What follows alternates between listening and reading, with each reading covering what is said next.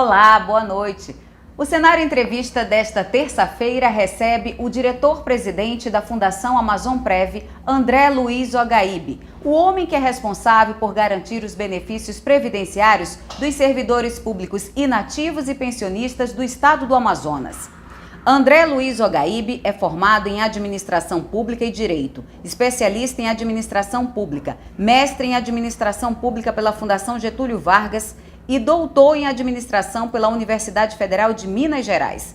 Ocupa a cadeira de número 4 da Academia Amazonense de Administração, que tem como patrono o pesquisador e ex-ministro francês Michel Crozier. Atualmente atua como professor adjunto da Universidade do Estado do Amazonas, UEA, e está à frente da Amazonprev há 2 anos e 10 meses. André Luiz Ogaíbe, seja bem-vindo ao programa. Muito obrigado, Liliane, pelo espaço. Tenho certeza de que a gente vai ter um bate-papo muito legal nessa terça-feira. Doutor André, você é doutor de fato de Direito, né? Você é amazonense, filho de professores, e já deu para perceber que a educação foi a base de toda a sua trajetória. O que o estudo representa para você? Bem, o estudo ele representa toda uma mudança de perspectiva em termos pessoais na minha família, né? Os meus pais são professores, mas ao longo da nossa jornada aqui nesse plano terreno, as coisas nunca foram fáceis, né? Então nós fomos criados no bairro da Redenção, no Conjunto Ileia. A nossa rua no início não tinha asfalto, as casas não tinham muros separando as casas umas das outras. Era uma série de situações realmente que nos colocam, inclusive com muito orgulho, né, num patamar de estarmos num dos locais que eram considerados inclusive pobres da região de Manaus, e que foi evoluindo como toda a nossa família ao longo do tempo, não é? Então, os meus pais foram estudar. Meu pai é tecnólogo em construção civil, professor da Escola Técnica Federal, antiga Escola Técnica Federal do Amazonas, depois Cefet, agora Instituto Federal do Amazonas, do IFAM. Então ele está lá já há quase 40 anos, professor, coordenador, já foi, ocupou diversos cargos lá na instituição.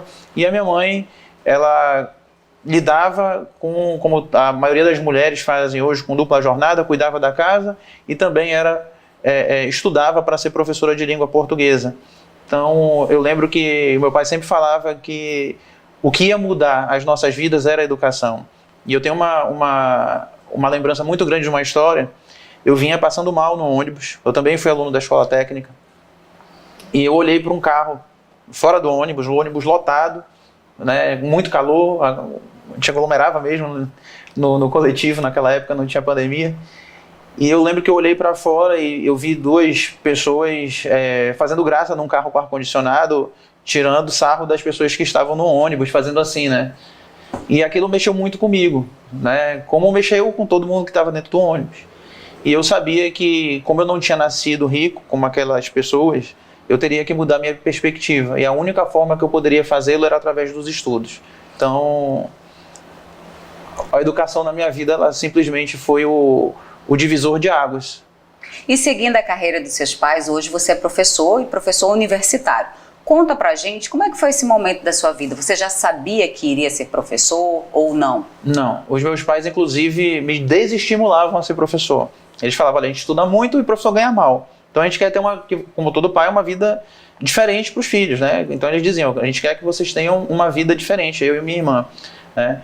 Então a gente seguiu profissões que não necessariamente eram vinculadas a qualquer atividade de magistério, mas ao longo da minha caminhada acadêmica, na própria graduação, eu me sentia muito confortável em apresentar trabalhos, começou assim, né? Apresentar os trabalhos de sala na frente, procurando explanar de uma forma bem didática, para que os meus colegas compreendessem o que eu tinha para expor, e isso foi ao longo do tempo me encantando. Como eu participava de pesquisa de iniciação científica, e a gente tinha que fazer a apresentação dessa pesquisa no final de todo o processo de coleta de dados, de pesquisa, de escrita de um trabalho acadêmico, isso acabou de fato me incentivando a seguir nessa carreira acadêmica, e aí eu me tornei professor. Então logo depois que eu terminei a segunda graduação, eu comecei a dar aula numa faculdade particular, para eu tentar ver se realmente eu tinha aquela... Se era aquilo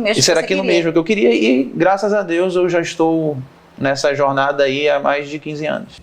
E no seu currículo, você é doutor em administração, professor da UEA. Conta pra gente como é essa sua trajetória acadêmica, quais são os trabalhos, as pesquisas que você desenvolve hoje lá na UEA? Bem, é uma pergunta muito interessante, porque as pessoas olham e acham que ser doutor é só ter um título, não é? Ah, eu vou ser doutor. E a pessoa se esforça para ser doutor, tem um título, e tem muitos doutores no Brasil assim, que não desenvolvem pesquisa, que não escrevem artigos, que não participam de projetos. E ser doutor dentro de um ambiente de universidade, principalmente na universidade pública, é algo realmente desafiador, porque nós temos que captar recursos, nós temos que desenvolver pesquisas e nós temos que dar o retorno dessas pesquisas para a sociedade. Então hoje eu coordeno um núcleo, que é o Núcleo de Pesquisas em Política Pública e Planejamento Governamental, no PEP. Tá? Esse núcleo ele já existe na universidade desde 2008, são 13 anos de atuação. Sou professor do mestrado em Segurança Pública, Cidadania e Direitos Humanos, e a gente vem desenvolvendo pesquisas principalmente na questão da gestão das políticas públicas, para que a gente busque ferramentas para, aplicar o orçamento público de uma maneira mais eficaz e mais eficiente, com mais transparência, né? Que nós tenhamos resultados das políticas públicas de maneira que as pessoas possam perceber, de fato, a presença do Estado por meio da eficácia das suas políticas públicas. E possam voltar a acreditar na política. E possam voltar a acreditar na existência realmente de um Estado que faça valer por elas o seu direito como cidadão. Antes de falarmos da sua atuação como diretor-presidente da Amazonprev, explica pra gente quais são as atribuições desse cargo que hoje você ocupa. Ou melhor, qual é o papel da Amazonprev? Bem, eu vou primeiro falar da Amazonprev para colocar o diretor-presidente dentro desse contexto, né? Mas assim, a Amazonprev ela é caracterizada como regime próprio de previdência. Então nós temos o regime geral, que é o INSS, que cuida de toda os trabalhadores, né, da Previdência Social, de todos os trabalhadores que são seletistas, né, que têm carteira assinada, CLT, etc. e tal, e daqueles que não têm regime próprio. A Amazonprev é o regime próprio de previdência do Estado do Amazonas, né? Então ele cuida dos aposentados e pensionistas, né, que recebem pensão por morte, tem que deixar isso bem claro, né?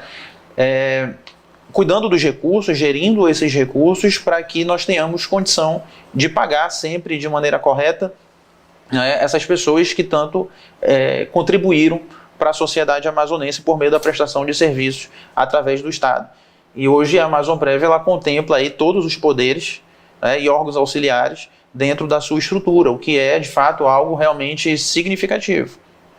E o trabalho do diretor-presidente dentro desse contexto por exemplo, a priori, tomar decisões, quem decide, no caso, junto com os outros diretores, as aplicações financeiras dentro da Bolsa de Valores, do mercado, dos fundos que a gente aplica os recursos, é a atribuição do diretor-presidente junto com os outros diretores para que nós tenhamos rentabilidade e nesse sentido, para que nós alcancemos aí as metas impostas pela legislação, evidentemente para que lá na frente não falte recurso para pagar as aposentadorias e pensões, né? Então, dentro disso tudo, nós atendemos as pessoas lá, fazendo as revisões de pensão, né? Nós cuidamos de toda a questão destas contribuições segmentadas nos 3 fundos que nós temos dentro da instituição, e também nos cabe ali gerir todas as pessoas que vão cuidar desses processos, de tal sorte que elas estejam satisfeitas com o ambiente de trabalho e possam promover aí um atendimento digno para a sociedade.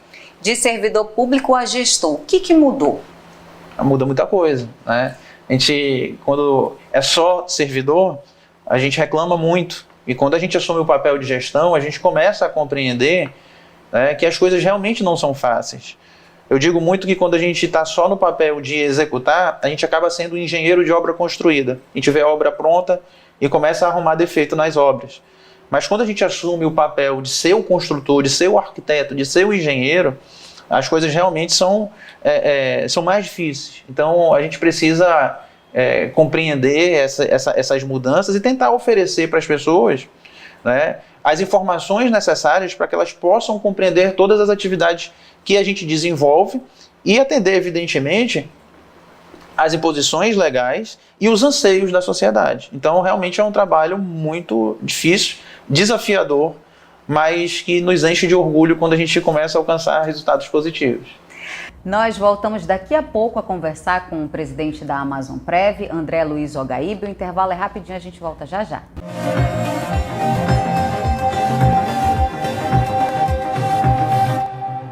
O universo da informação sem preconceitos. A pluralidade dando o tom das pautas. Temas considerados tabus na sociedade, debatidos de forma leve por quem entende do assunto. Cenário em Diversidade. Toda a sexta, às 6 da tarde, na TV Cenário. Acesse revistacenarium.com.br. Música, séries, cinema, literatura, arte, aventuras. Várias outras dicas para você aproveitar melhor o seu fim de semana, você confere no Cenário Recomenda. Toda semana, a equipe da revista Cenário separa as melhores dicas para indicar para você e toda a sua família. Confira! Sábado, 3 da tarde, no site da revista Cenário e redes sociais.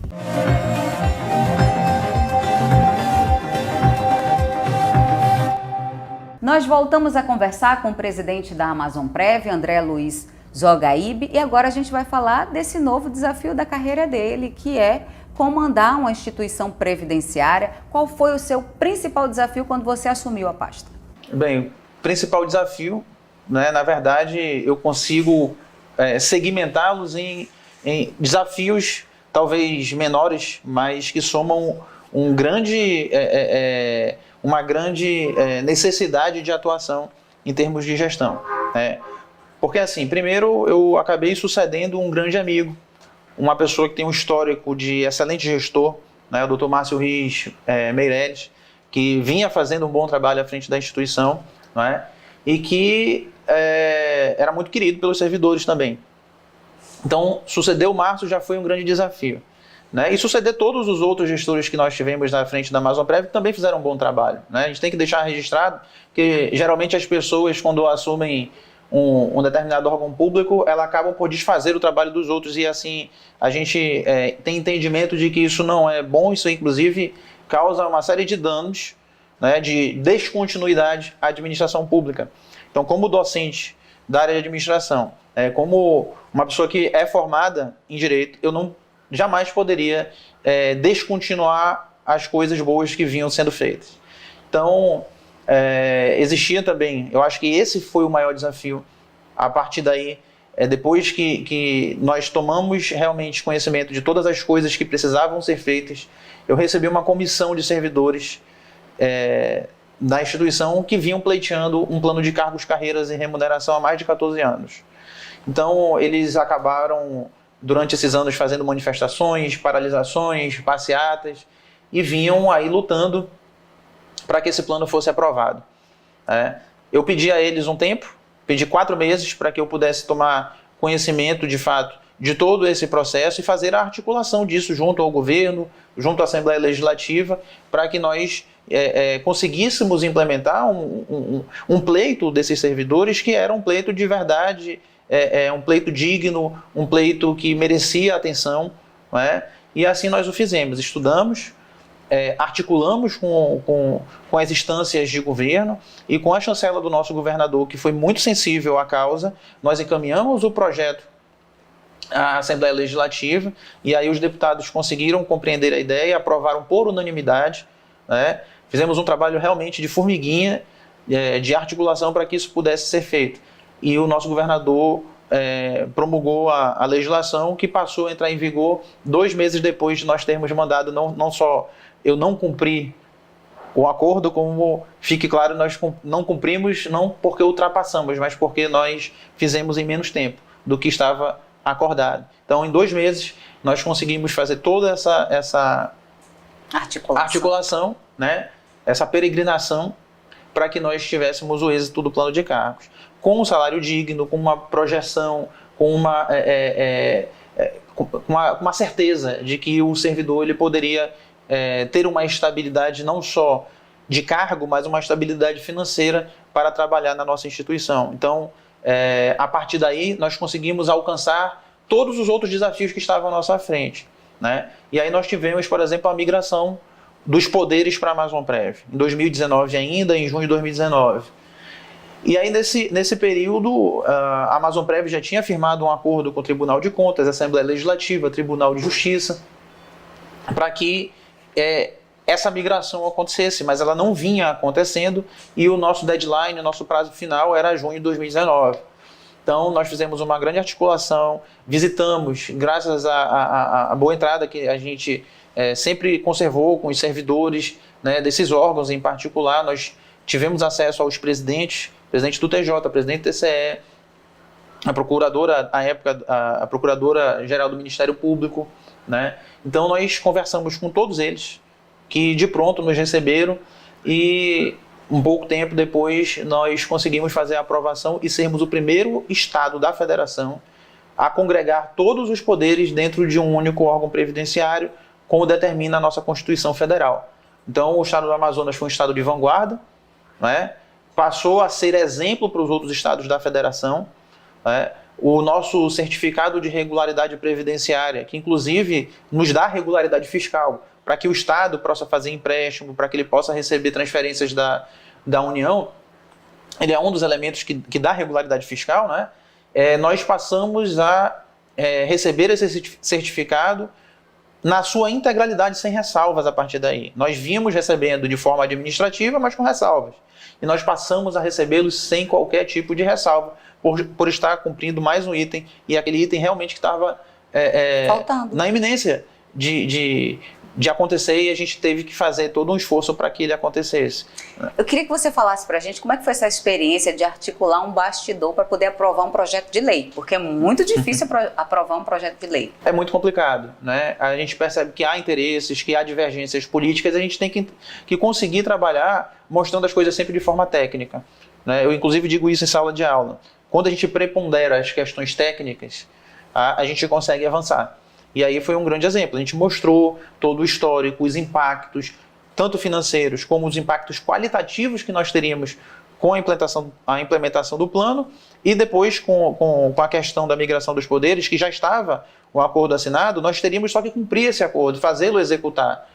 Então a gente teve que mostrar, de fato, que isso seria, de alguma forma, benéfico para os poderes, que nós estruturaríamos as coisas de uma forma que não causariam prejuízos, porque havia um grande medo ainda de causar prejuízo, e que, na verdade, nós mostramos a solidez da gestão, mostramos como nós estávamos aplicando os recursos, e quando nós fizemos isso de forma técnica, isso acabou ajudando bastante. Mas, de fato, é um trabalho difícil, mas quem está à frente dos órgãos que precisam fazer, a pessoa tem que se colocar à disposição para enfrentar as perguntas, para enfrentar aí os desafios que envolvem essas questões. Então, agora vamos falar de um outro desafio, que foi a pandemia.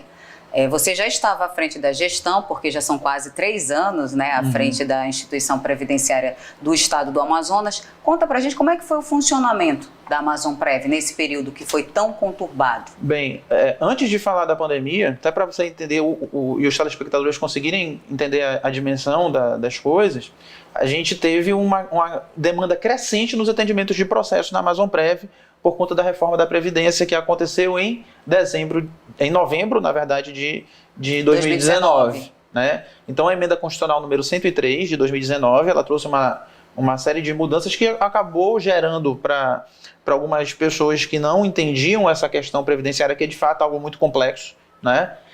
Acabou gerando uma série de dúvidas, e essas pessoas começaram a acelerar os seus processos de aposentadoria por conta da reforma.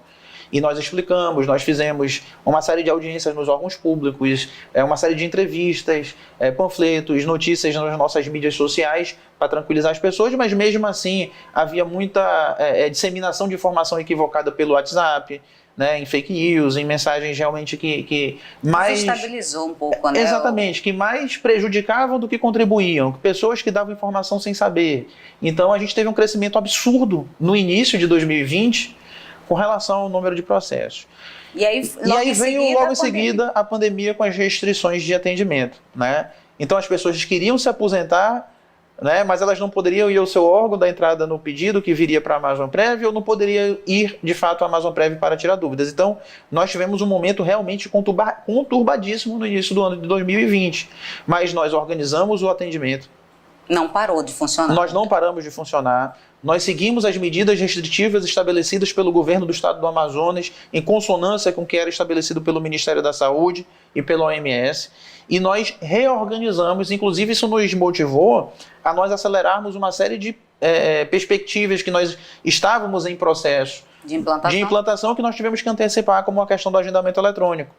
Então, com o agendamento eletrônico, nós conseguimos dimensionar sempre a quantidade de pessoas que eram recebidas no órgão, dentro das condições sanitárias ideais, com distanciamento social adequado, usando máscara, tendo acesso ao álcool em gel, com distanciamento para o atendente por meio, inclusive, de uma baia transparente de acrílico, para que a gente conseguisse aí diminuir a probabilidade de contaminação, e sempre atendendo aos requisitos. Conforme ia restringindo mais, nós íamos também restringindo os nossos atendimentos, até chegar o momento que nós paramos de atender presencialmente, mas nós não deixamos de atender ninguém, porque nós implementamos os processos eletrônicos dentro da Amazon Prev, que também já estava em processo de acontecer, e por conta disso nós fomos atendendo por meio dos meios eletrônicos. E hoje permanece assim? E aí a gente veio voltando ao atendimento ao longo do tempo, conforme as medidas iam sendo menos restritas, né, liberadas, e aí a gente tem hoje um atendimento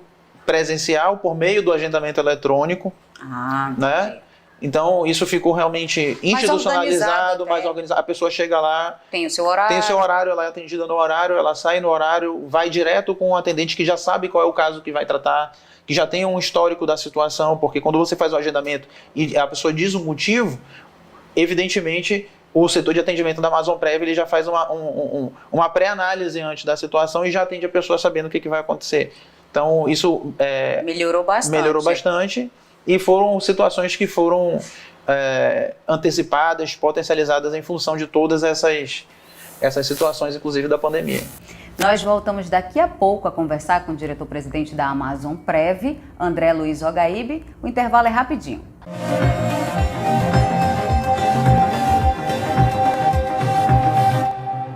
Os cases que se tornaram sucesso no estado, experiências que deram certo, histórias de superação, grandes nomes do empreendedorismo na Amazônia. Tudo isso e muito mais você confere no programa Empreender na Amazônia na TV Cenário. Toda quarta às 19h, com a apresentação do economista Marcos Evangelista. Confira revistacenario.com.br.